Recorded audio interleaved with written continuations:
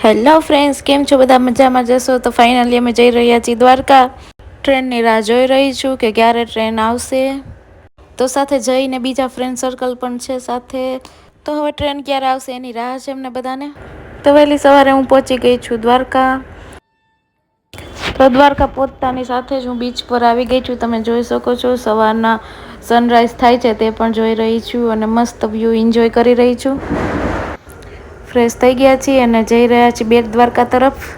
તો બેટ દ્વારકાનો પુલ બન્યો તે પછી હું પહેલી વખત ત્યાં જાઉં છું. બધાની રીલ્સમાં અને ફોટોસમાં જોયું છે પુલ. આજે રિયલ પણ જોઈ લો, બહુ મસ્ત છે. ત્યાં વ્યૂ પણ એટલો મસ્ત આવે છે દરિયાનો બંને સાઈડ. ત્યાં ફોટો શૂટ પણ કરવા હોય તો એકદમ મસ્ત થઈ શકે છે. બેટ દ્વારકા મંદિરના દર્શન કર્યા બાદ સોનાની દ્વારકા જોવા આવી ગયા છીએ અમે. તમે પણ જોઈ શકો છો. હું જેટલો બને તેટલો પ્રયત્ન કરીશ કે તમને બધાને બધું બતાવી શકું. અહીંયા આખું એવું લોકેશન ઊભું કરેલું છે 4 ધામ જેવું, તો હું એ પણ બતાવવાની ટ્રાય કરીશ તમને બધાને, જેથી કરીને 4 ધામના દર્શન ઘરે બેઠા બેઠા બધાને થઈ જાય.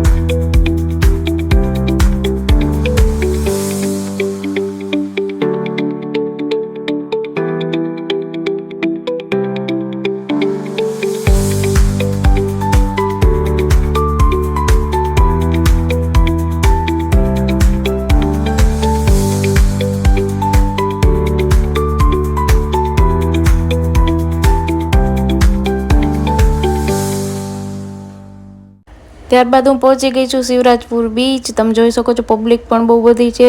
રાઈડ પણ બધી સ્ટાર્ટ થઈ ગઈ છે. મોસ્ટ ઓફ તો બધી ચાલુ જ છે. અને ત્યાંથી અમારે હવે ટાપુ પર જવાનું છે. ટાપુ પર જવા માટે અહીંથી જ બોટ મળી જાય છે. તે પૈસા લઈને બોટ આપને વચ્ચે ટાપુ આવેલો છે ત્યાં મૂકી જાય છે અને એ દરિયાની વચ્ચે વચ્ચે આવેલો છે. તમે જોઈ શકો છો ત્યાં પણ એટલી પબ્લિક છે જોવા માટે. અને આ છે ટાપુ, તમે જોઈ શકો છો. મારો વિડીયો પસંદ આવે તો મારી ચેનલને સબસ્ક્રાઈબ કરો, લાઇક, કોમેન્ટ એન્ડ શેર કરો. પાર્ટ 2 જોવા માટે મારી ચેનલ સબસ્ક્રાઈબ કરી લ્યો. Thank you.